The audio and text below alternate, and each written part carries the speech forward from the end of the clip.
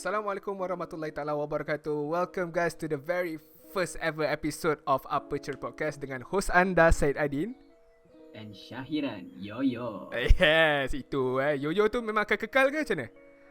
Tak. Itu kita akan tukar setiap episod. Alah, aku baru nak mengharapkan Yoyo tu akan kekal sampai episod 10 ke 11 ke. Yoyo tu macam dia akan jadi trademark kau. Macam Caprice dia ada apa WhatsApp gang kan. Kau ada kau punya own thing lah. Tapi aku harap benda tu kekal Itulah, kita tengok nanti sampai aku jumpa catchphrase yang betul-betul semua orang suka, aku stick lah yang tu. Aku akan berpegang guys. Ingat episod pertama. Kalau dia tak buat ni, kau kembali ke episod pertama ni, tengok dia dah buat janji dia Tengok adakah janji manis ataupun janji dicapati. Alright, so welcome guys to the very first ever episode of Aperture Podcast. First of all, kita nak bagi disclaimer sikit sebab podcast ni akan dijalankan dengan dua bahasa. Sebab aku rasa personally ada beberapa perkara yang senang kita nak explain dalam bahasa Inggeris, tapi ada juga perkara yang lebih mudah untuk kita faham dengan bahasa Melayu ataupun bahasa pasar lah basically. So harap korang maklum lah benda tu pada awal ni. So first of all kita nak start Raja, macam mana? Sihat? Aperture kan? Aperture. So aperture. Alhamdulillah sihat. Cuma a bit boring dan dah semakin semakin buff orang kata. Semakin buff. Yelah, kita pun dah PKP selama berapa? Sebulan? 37 hari kalau 37 hari maknanya dah lebih sebulan lah kita ber-PKP, berkecimpung di rumah ni. Tetapi untuk mencapai matlamat yang lebih besar lah basically kan. So walaupun kita kena duduk dalam rumah, tapi makanan minum masih mencukupi. Ada elektrik, internet apa semua. So insyaAllah kita bolehlah survive walaupun pisang jugalah sebenarnya kan. Yep, syukur. Sebab aku pun tak sangka lah. Macam awal dulu masa PKP ni start, macam kita kan, yelah aku kenal kau pun sebagai seorang gamer dan aku sendiri pun sebagai seorang gamer. So aku rasa macam tak ada masalah lah, PKP 14 hari kat rumah memang boleh survive lah, tak ada hal lah kan. Tapi as time goes on tu, aku merasa macam okay, tak boleh keluar tu. Macam dia rasa makin lama makin, bukanlah nak kata depressed, tapi makin lama makin rasa macam murung sikit. Lama-lama macam aku rindu juga dunia luar. Betul, aku setuju sangat. Even aku sendiri yang aku rasa kalau compare aku dengan kau, yang kau sebab kau pun ada orang kata this working life yang selalu keluar juga pergi kerja apa semua kan. Aku sebagai seorang student dan juga sebelum masa cuti tu panjang, masa cuti memang aku tak keluar langsung rumah bro. Pergi kedai tak, pergi pasar tak, pergi rumah ni tak. Aku memang duduk rumah main game ataupun buat kerja part time aku guna laptop. So aku ingatkan PKP would not be a problem to me dengan segala meme yang aku nampak tu kan, buatkan aku lagi strong waktu tu. Tapi after a few weeks tu, Allahu Akbar, aku rasa macam aku tak boleh go lah. Tak boleh lah, nak kena keluar, nak kena pergi kelas juga. Betul. Macam sebab aku pula yalah, keluarga aku tak berapa besar sangat, kecuali ada aku je lah sekarang ni dekat rumah. Sebab abang aku pun dah keluar daripada rumah. Dia dah duduk dengan family mertua dia. So the social interaction tu memang between aku, mak aku, ayah aku, mak aku ke ayah aku. So macam bertiga tu pusing-pusing antara tu je lah.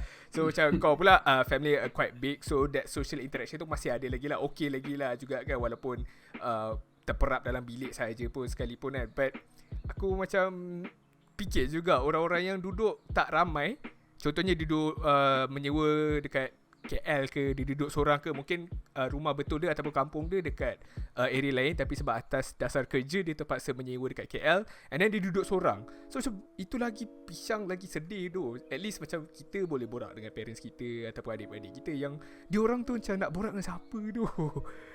That social interaction tu tak ada kan. Memang aku pun rasa kesian lah. Aku terfikir juga pasal dia orang tu awal-awal dulu.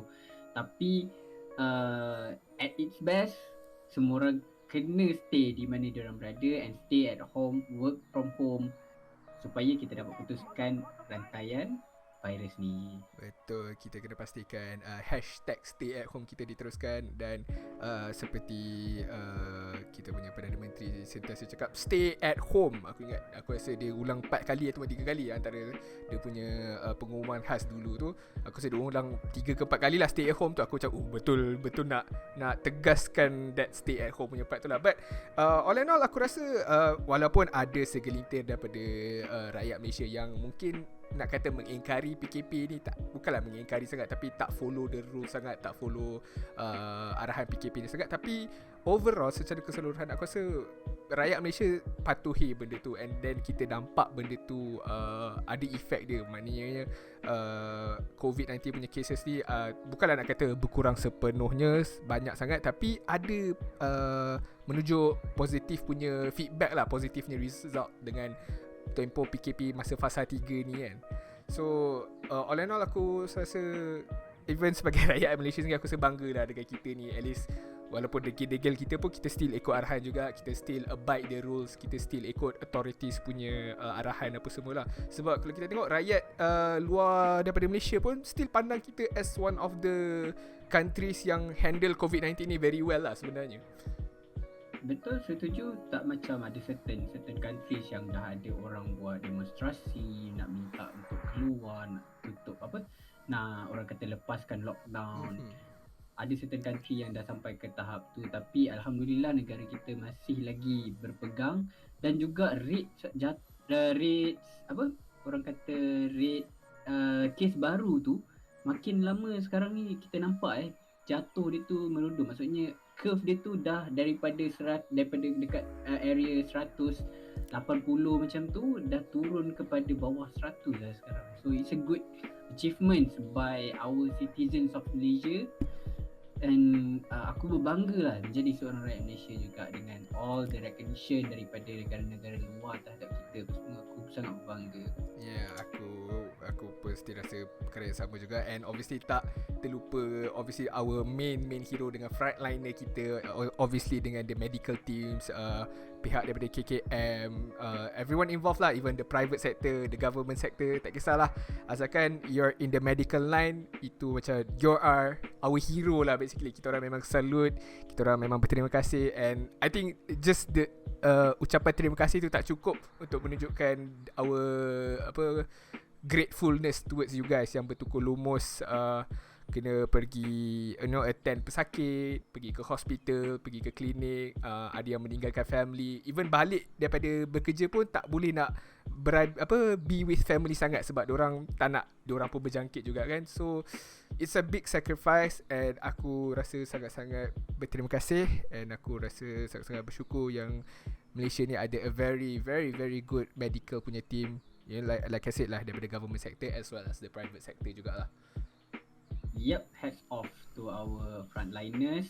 Bukan sahaja in the medical punya industry, juga to defense, polis di Malaysia, PDRM, Angkatan Tentera Malaysia, dan juga yang lain-lain lah. Di frontliners kita yang teruskan berusaha berjuang demi membawa negara Malaysia ke arah yang lebih sihat. Betul. Kita pun kemungkinan ada beberapa kawan kita sendiri pun yang akan tak lama lagi akan bukanlah menceburi bidang tu, diorang pun akan step into that world juga nanti, beberapa kawan kita, walaupun diorang masih tengah belajar sekarang nanti. So kita mungkin akan kena ucapkan terima kasih kat diorang jugalah satu hari nanti. Betul. But sorry, you were saying? And I hope that satu hari nanti kalau masa zaman diorang tu ada something greater yang happens, they will also keep strong macam mana frontliners kita sekarang. Betul. Aku rasa tak tahu lah, somehow kalau if let's say, and aku harap kita dapat menang peperangan COVID-19 ni, there will be some sort of a documentary untuk frontliner kita ni. Mungkin nak ucap terima kasih kat semua orang tu tak possible lah, because there's a lot of people daripada negeri kita semua ni kan. Tapi like a documentary to show our appreciation terhadap frontliner ni lah kan. I mean, somehow aku rasa kalau benda tu ada like in the form of video kind of thing, I think it will be very nice. And it also shows a great example untuk our future frontliners yang akan datang, yang tengok senior diorang ni macam mana diorang sacrifice mentally, physically. I think mentally is the biggest part of all lah. Kalau mental diorang tak kuat, it's quite hard for them untuk do their job, do their duties apa semua lah basically. Betul. And of course these types of appreciation yang akan ditunjukkan macam kau cakap tadi dalam bentuk video ke apa semua will surely be there dengan teknologi kita sekarang, dan juga kita punya orang kata trend sekarang, semua orang pun post video sana sini. Even if it's not from a professional media producer, mesti akan ada this small producers yang akan buat punya video appreciation untuk tunjukkan appreciation dekat frontline. Yeah, it's like a compilation of video kan. But speaking of kawan, speaking of teman-teman, sahabat-sahabat kan, I just want to segue into like our topic, bukanlah topik hari ni, but like our next kind of a topic. I want to talk about our childhood, how we grew up. Sebab lately ni kita, yalah, bila kita dekat rumah ni, benda kita tak boleh keluar, so we miss those days yang kita boleh keluar, main, kita boleh pergi taman, kita boleh pergi ke mall or whatsoever lah korang punya hobi kan. So it took me back to the days yang masa aku kecil-kecil dulu, macam nak pergi keluar tu tak ada masalah, you know, just keluar rumah, pergi padang, main-main and then balik kan. So aku just nak, you know, just nak dengar cerita kau, like how was your childhood? Was your childhood like other people yang you know, keluar rumah, bermain dengan kawan-kawan, main basikal kat taman apa semua ke, or is it like a different kind of childhood that you had before? Okay, so it's very interesting for me sebab aku sebenarnya, aku would say yang aku ni gamer from child tau. Daripada umur aku 3 tahun, ayah aku belikan Xbox kotak yang lama dulu. Oh, yang besar tu Xbox kotak tu. okay. Xbox kan, dia Xbox kotak tu. Aku main benda tu, game Digimon, aku ingat lagi. Masa tu game Digimon. Main game tu dan memang duduk rumah. So aku bukan jenis yang keluar rumah sangat masa aku kecil tu lah. Until I got into primary school lah. Until I got into primary school, aku dah start kenal kawan-kawan, and then ada kawan-kawan ajak macam, weh petang-petang datang padang main bola apa semua. Dan aku started to keluar, walaupun aku ni kaki bangku. Tapi aku keluar, kadang-kadang tak main pun sebab orang tak nak ajak aku main sebab aku tak power. Just to be there lah kan. Betul. Just to interact dengan kawan. And then goes up to secondary school. Secondary school masa aku banyak dekat sekolah lah. So aku kan sebab masa secondary school tu aku lebih, orang kata, banyak berkecimpung dengan organisation punya kerja semua. So aku banyak kat sekolah. Like school activities and stuff tu lah. Nak kata nak keluar bermain waktu secondary school tu dah tak ada sangat lah. Macam tu lah. Tapi kalau ikutkan flow dia lebih kurang macam tu. So maknanya aku tak ada masalah sangat nak keluar. Cuma yang penting ni satu, bila nak keluar tu minta izin ibu aku dulu, and then ibu aku approve baru boleh jalan. Kalau aku tiba-tiba hilang je, balik tu siap. Memang kena lah. I think that's true though. I think that it applies to most of us lah. Memang permission daripada especially ibu. Ayah macam dia macam tak kisah sangat. Silakan kalau kau minta kepada ayah kau, selalunya ayah tanya ibu. Selalu macam tu kan. So kalau kau dah dapat daripada ibu tu kira okey lah. Tapi bila kau keluar and mak kau tak tahu, and then kau balik, memang orang kata that is the end for you lah technically kan. But interesting thing is that yelah, we've been known each other for a very long time basically kan. So I know that there was a part of timeline dekat hidup kau masa kau kecil that you move quite a lot from one place to another. So aku just nak dive deeper or dig deeper in that particular manner. Macam yelah, aku duduk dekat satu tempat for a very long time. So aku manage to berkawan dengan orang-orang kat area situ, taman aku tu lama lah sebab aku duduk situ lama, and then kita kenal each other. But you as I know, kau banyak travel from one place to another for certain particular reason. So how did that affect in terms of kau nak buat kawan, you know? Okay, so basically macam mana aku nak cakap, it affects my life. Kita kena start dengan timeline dia, bila dia start benda tu tau. So it started when aku was in my secondary punya education tau. So maksudnya waktu tu aku sekolah menengah. Masa sekolah menengah tu fortunately masa aku dah start banyak-banyak kali pindah pun, aku berada di sekolah yang aku sekolah dekat Sekolah Agama Menengah Tinggi Sultan Hishamuddin, Kampung Jawa. So initially aku duduk dekat Taman Sri Andalas, tak jauh sangat daripada sekolah tu. And aku pindah ke Shah Alam, which is tak jauh juga. I mean like macam jarak dia lebih kurang sama je lah kalau naik kereta kan. Yeah, technically betul. So until one day, until aku habis sekolah, and then kita orang start macam berpindah. Daripada situ kalau tak silap aku, kita orang berpindah nearly 7 times sampai sekarang, until now lah. So jadi sebabkan kita pun tahu kawan yang kita buat tu mostly waktu sekolah menengah. So sebabkan aku walaupun aku pindah rumah tapi tak berpindah sekolah, so aku tak ada masalah dengan kawan-kawan. Kawan aku, circle aku still dekat situ. And then masuk U, of course aku duduk dekat college, so pun tak ada masalah bertukar-tukar kawan ke apa, tak ada. Memang akan stick dengan kawan yang tu, jumpa kawan yang tu sampailah ke tahap university. Aku betul juga lah. I mean, I think the biggest part ataupun faktor yang paling penting is that bila kita pindah rumah tu tak sangat effect, sebab we spend most of our time, I mean kalau kau as an Asian kid, as a Malaysian kid, you spend most of your time memang kat sekolah. Daripada kau darjah 1 sampai ke form 5, most of your time akan di-spend dekat sekolah, and the remaining would be at your home lah, obviously kan. So orang-orang yang kau kenal ataupun kawan-kawan yang kau buat tu mostly memang dekat sekolah. So kalau kau pindah rumah tanpa perlu pindah sekolah, I think that tak affect sangat lah, sebab kau still akan jumpa kawan yang sama juga kan.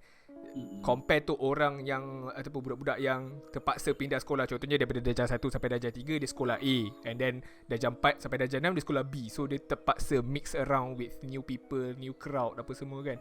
And at that time mungkin susah sikit sebab kau budak lagi, so kau tak tahu nak communicate, kau malu, kau segan, and then ada kes bully ke sebab kau budak baru kan. So it's a bit pity lah. Aku tak perlu melalui benda tu. So aku daripada sekolah rendah memang satu sekolah je, sampai daripada sekolah menengah pun satu sekolah juga kan.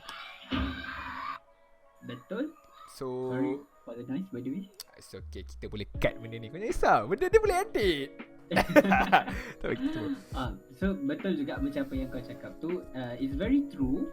Sebab walaupun aku tak lalui benda tu, aku ada adik-beradik ramai. So yang mengalami benda tu adalah adik-adik aku kebanyakan. Yeah, true. Sebab most of your adik pun quite kecil. Maksud aku dia still dah bangku sekolah lagi kan. So sebab ada satu part in our life tu yang kita orang daripada Selangor pindah ke Melaka tau. So nak tak nak sekolah kena pindah. Yeah, I remember that. Adik that part pun masa tu was sekolah menengah masa tu kan, is it? Kau dah habis? Aku dah habis sekolah menengah dah waktu tu. Kau dah habis sekolah menengah. But I mean adik-adik kau belum lagi okay. Sebab that part pun sebab yelah, you being I could say the only best friend yang aku ada, like childhood and best friend as well. I mean kalau best friend aku pun aku boleh name a few je lah. So that's why aku boleh katakan kau one of my best friend juga. But a very close childhood friend of mine. So bila kau pindah Melaka tu, it kinda affect a lot lah. Sebab macam shit, Raja dah pindah ke Melaka, aku nak lepak dengan siapa lepas ni. Aku tak boleh just nak call kau kat mana, aku ambil kau semua kan. So macam lepas ni kau kat Melaka, bapak jauh tu. So that part tu macam walaupun kita tak adalah lepak sangat, but every now and then kita ada still jumpa apa semua kan. So bila kau dah pindah kat Melaka tu macam oh shit, jauh gila tu.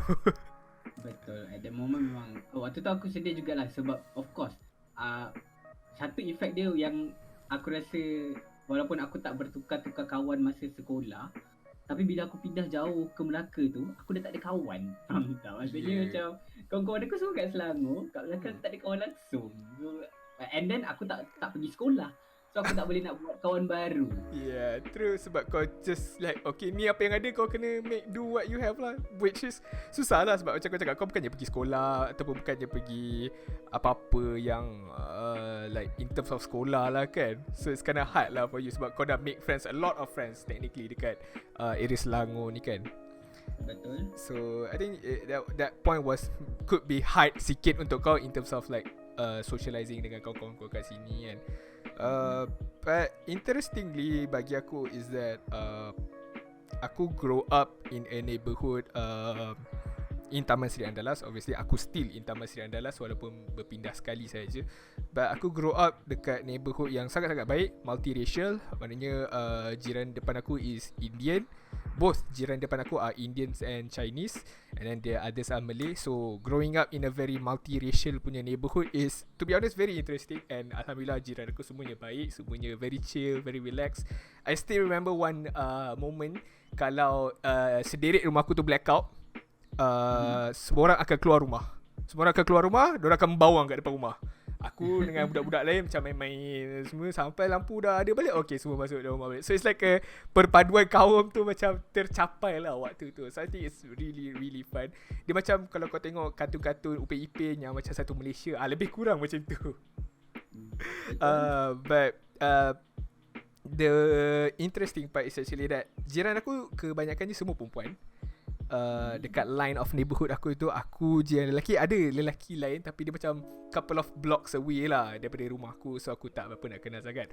So aku grew up dengan main dengan kaum-kaum perempuan. So jadi aku main masak-masak, aku main restoran-restoran apa semua kan.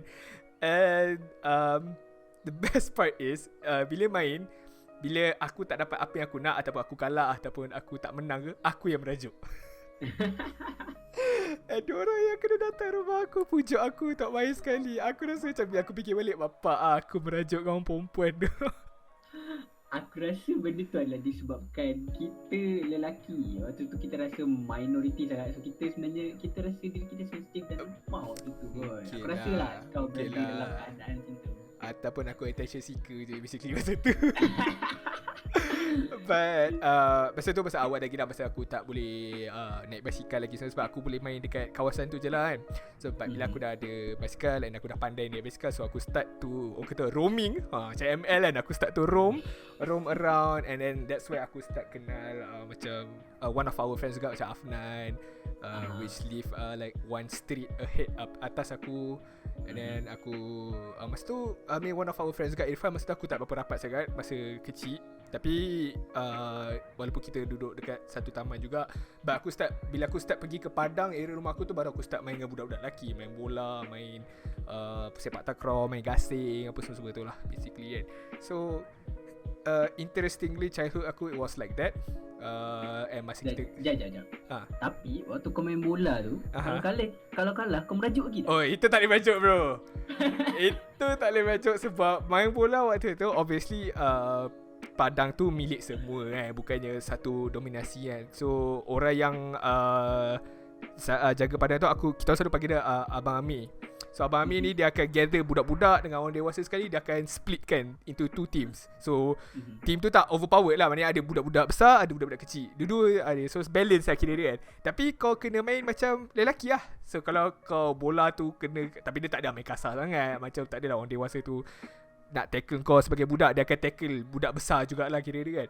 Tapi kalau macam bola kau tahan ke, terkena dada kau sakit ke apa, so kau kena man up je lah kat situ. Memang tak ada lah. Kalau kau tunjuk sedikit sensitivity, memang akan kena ejek lah kat situ. So masa tu tak nak kena ejek, nak kena cool, nak kena berani.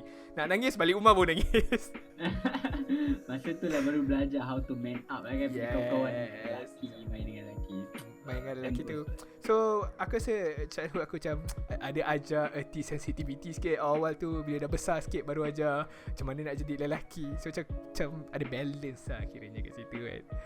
But interestingly going beyond that, masa kita dah start sekolah menengah, kita pun start daripada sekolah rendah, sekolah yang sama, sekolah rendah kebangsaan yang sama, dan sekolah rendah agama juga yang sama, mahupun kelas berbeza. Ada juga waktu kita kelas yang sama juga.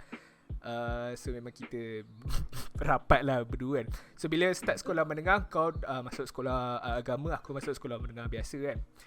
But bila aku start sekolah menengah biasa tu, baru aku macam dapat mix around with different races time tu. Sebab masa sekolah rendah kita kebangsaan ada Chinese, ada India, tapi tak ramai sangat. And kita pun banyak mix with Malay masa tu lah, sebab kita pun macam tak tahu macam mana nak mix around with Indians and Chinese waktu tu lah.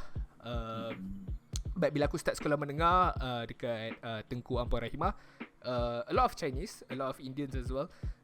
Tapi aku macam force diri aku untuk interact with the Chinese, with the Indians, so that aku punya circle of friends ni tak adalah Melayu je kan, basically kan.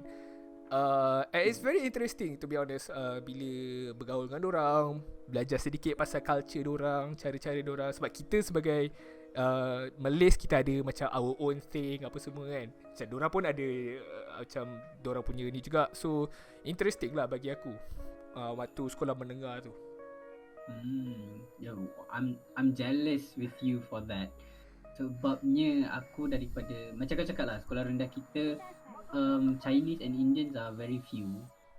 Which waktu tu aku ingat lagi sekolah rendah kita, batch kita Chinese cuma 2 orang saja, seorang lelaki seorang perempuan. Aku ingat lagi. Dan Indians there are several lah, tapi still memang orang kata dalam satu kelas tu boleh kira. So memang kawan kita kebanyakannya Melayu.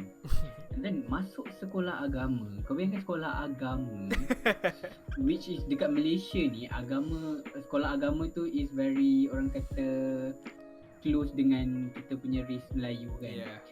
So memang tak ada. Aku rasa kalau tak silap aku, masa aku tak ada pun yang race berlainan. Tak ada sekolah semua macam kau tak ada macam sekolah Isyamuddin, tak ada macam Chinese Muslim ke, tak ada Tak ada. Aku tak ada kawan Chinese Muslim. Yang muka ala-ala Cina tu ada lah. Bukan lah Cina, aku seramai. Tapi tak ada. Yang aku ada memang kawan aku semua Melayu waktu sekolah sekolah menengah.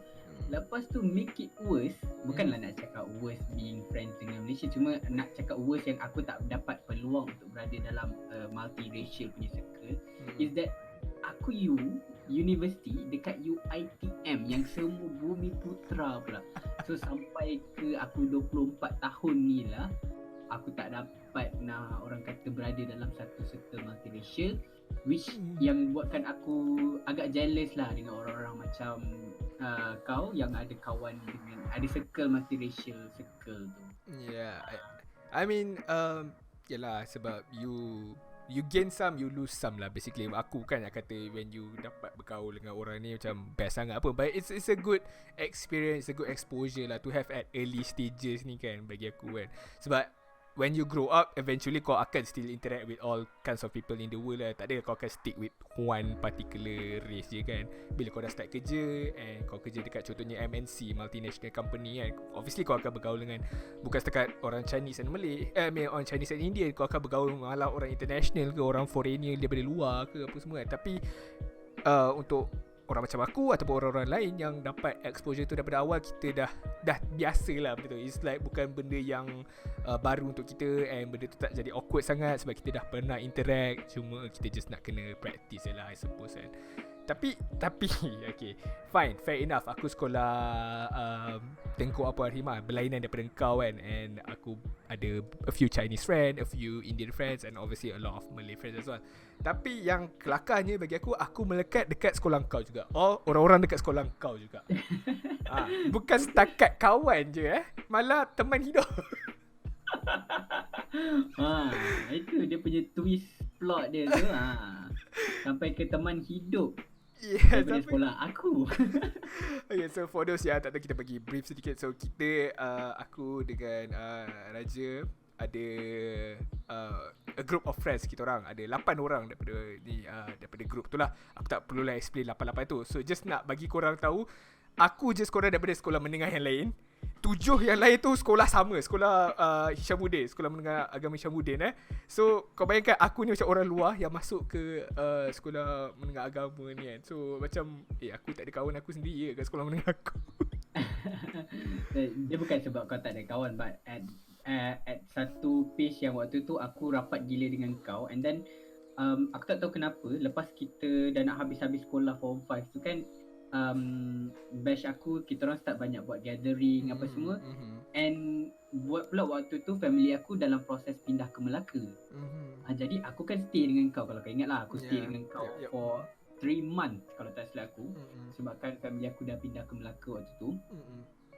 So dalam tempoh tu pula, tempoh yang aku banyak ada gathering dengan kawan-kawan aku, and Adin lah waktu tu yang menyelamatkan aku untuk macam bawa aku jumpa kawan-kawan aku apa semua. Sebab kan dia yang ada kereta kan, aku duduk dengan dia waktu tu. So, dia lah yang bawa, dia lah apa ni, so dia ikut sekali pergi gathering tu, and in the end dia berada dalam circle aku sekali. Macam tu lah. Yeah, I mean it become secara tidak langsung je lah basically kan. Tapi Ah. most of our friends yang 8 ni pun most of them pun sekolah rendah sama dengan kita juga. Tapi mungkin daripada sekolah rendah tu kita tak rapat lagi lah at that time. Aku banyak rapat dengan kau je lah mostly kan. Tapi I think like 3 daripada 2 orang pun memang 3 atau 4 daripada orang memang sekolah rendah sama dengan kita juga. Cuma ada yang lain tu je lah daripada dah pelusuk mana tak ada orang datang. Tapi overall if aku nak tanya kau, kalau kau boleh grade kau punya childhood growing up daripada 1 hingga 10, skala tu berapa kau bagi rasanya? Berapa dan kenapa? Childhood, aku nak rate aku punya childhood moments I would say 7. Oh, tinggi. Agak tinggi. Satu sebab apa? Kenapa dia tinggi tu adalah sebabkan aku punya moments daripada secondary school sampai ke university, which waktu tu adalah satu moment yang aku punya development, self growth development aku sangat tinggi waktu tu. Aku start involved dengan organisation apa semua, and then sampailah aku sampai ke tahap yang aku berjaya jadi seorang sekretariat MPP dekat UiTM Johor dulu. And that was my biggest achievement lah for that moment. And during that time aku rasa self development aku sangat besar. Sebab tu aku boleh grade sampai 7. Tapi mana hilang 3 tu is to the in-productivity of my childhood masa aku sekolah rendah, yang masa malam UPSR pun aku main game sampai kena marah. Masa itulah yang aku gradekan kehilangan 3 lagi tu. Aku rasa macam aku terlibat juga dalam malam UPSR tu lah. Aku rasa lah. Tapi aku, yalah, benda dah lama, aku tak ingat sangat. Aku just rasa je lah kan. Tapi kita dah guys, kalau dia dapat result terus masa UPSR tu bukan salah aku guys. Bukan salah aku Luckily 5A guys. 5A. Okay, 7 is quite high. So I think 7 tu banyak yang contribute kat 7 tu adalah waktu mostly masa kau bila dekat university. But it started off masa kau dekat secondary school, and then going up to that university part tu lah basically kan. Betul. How about you? How do you grade your childhood? How do I grade my childhood? I think to be honest lah, kalau aku really being honest with you, I think I would grade about the same or maybe higher than you. So aku akan cakap aku akan grade 8 out of 10 of my childhood. It's very high sebab to say that aku ni unfortunate, tak ada. Aku live in a very good condition of family, surrounded by good friends. So growing up tu obviously ada lah apa orang kata struggle tu sikit-sikit macam aku tak score certain subjects, kena marah, banyak main game apa semua-semua tu, banyak lah, biasalah ponteng sekolah ke apa semua, kena marah dengan parents tu. That is so normal lah bagi aku kan. But overall dengan orang yang aku jumpa, orang-orang yang aku kenal, and being in a lot of situations, so aku kenapa 8 tu aku rasa banyak main peranan dekat sekolah menengah aku. Sebab aku start sekolah menengah aku masa form 1, aku ditempatkan dengan kelas depan, kelas budak-budak pandai tau. So group of friends aku semua budak-budak pandai. So memang aku involved lah dengan activity budak-budak pandai ni. Pergi library kadang-kadang. And then kalau dulu aku pergi sekolah, aku akan bawa textbook untuk mata pelajaran hari tu je lah kan. Tapi budak-budak pandai ni dia go one step further, dia bawa buku latihan diorang. So kalau cikgu tak ada, diorang buka buku latihan tu, diorang buat latihan tau. I'm not kidding. Itu apa yang happen dekat sekolah aku lah kan. I'm not sure dekat sekolah orang lain mungkin sama juga ke kan. So aku terjebak lah dengan benda tu kan. Okay, tapi diorang bawa like 3 buku, aku bawa 1 je kan. Aku macam tak larat aku nak buat 3 kan. Tak ada je aku nak buat 3. So for one tu aku dah start macam gaul dengan budak-budak pandai. So okay, this is the style of budak-budak pandai. And obviously benda diorang dapat result bagus bukan sebab diorang pandai, memang don't work hard for it lah. And aku respect lah benda tu kan. So nampak lah cara dia. And then bila aku start masuk form 4, aku bukan nak kata di kelaskan budak-budak tak pandai, but budak-budak yang sedikit nakal, budak-budak sedikit nakal, sedikit aktiviti yang luar jangkaan sedikit lah. So again dapat merasa bad boy kan. But aku mostly be there for the nak tengok what it's like. Nak involve tu tak sangat. Adalah the bad way aku buat is like ponteng sekolah apa semua tu kan, tu macam perkara yang biasa kan. But in terms of gaduh sangat tu, I'm more there as just to see how it is. Macam what does it feel like, what is it like kan. So aku dapat best of both worlds. So aku dah rasa nak jadi budak pandai macam ni lah gaya-gaya dia. And then kalau yang nakal-nakal sikit macam ni. So that gives me the perspective of macam kind of how it is lah masa aku waktu sekolah menengah. And then bringing it up untuk masuk university. Aku dekat MSU, which is an IPTS. And then campur apa semua, bergaul, multi-racial juga apa semua. So it truly helps development aku. Macam kau cakap, self-development tu banyak bantu masa aku dekat sekolah menengah. And then aku bawa the same kind of energy ke university juga. So that is why aku put it at a very high 8 lah, out of 10 basically.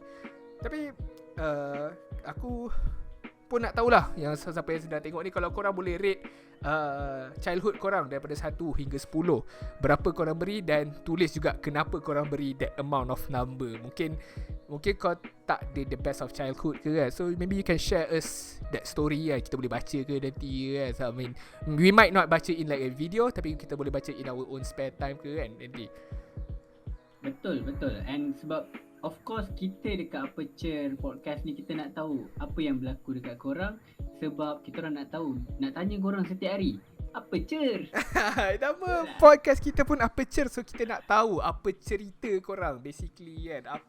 What is going on with your life basically kan. Alright, so aku rasa it's a very interesting topic yang kita dapat berbincang pada episod kali, the first ever episode of Aperture Player Podcast. InsyaAllah kita akan cuba cari masa lagi untuk record lagi untuk the next episode. Kalau korang ada cadangan untuk the next topic that kita boleh berbual, kita boleh berbincang, please do leave your suggestion dekat ruangan komen di bawah. Betul Ami? Betul. And juga kalau korang menantikan lagi banyak episod-episod macam ni, nak dengar kita orang borak lagi banyak juga cerita-cerita yang dengan berbagai topik, make sure to hit the like button guys. Yeah, jangan lupa untuk hit the like button, dan jangan lupa untuk subscribe ke YouTube channel ni juga. And also kalau korang ada bisnes-bisnes kecilan yang memerlukan sponsorship, kalau korang ada bisnes-bisnes kecilan yang memerlukan audience atau nak kita orang promote ke kan, bolehlah contact kita orang. Kita orang akan tinggalkan our contact email di bawah, dan korang boleh roger kita orang, mana kita boleh work out a small deal. Kita nak tolong bisnes-bisnes kecil kan. Orang kata kita tolong kita jaga kita. Aku pun lupa tagline tu apa. Hashtag kita jaga kita. Yes, hashtag kita jaga kita. Yes. So akhir kata daripada kau, ada apa-apa ke? Okay guys, since kita dalam PKP lagi, stay safe and also selamat menyambut bulan Ramadan dengan ibadah-ibadah dan juga puasa. So jangan kecundang bos anda ya, sebab kita akan tanya anda hari-hari apa je. Gitu. So sama juga daripada aku, guys, stay safe, jangan lupa untuk practice social distancing dan juga stay at home. Dan juga kepada Muslims dan warga-warga Islam di luar sana, selamat menyambut bulan Ramadan dan juga menjalankan ibadah puasa. So that is all from me, Syed Adin, and your boy Syahiran. So we shall see you guys in the next episode of Aperture Podcast. Thank you. Kejap. Catchphrase. Syahiran yo. Okay guys, we see you guys later. Bye. Assalamualaikum.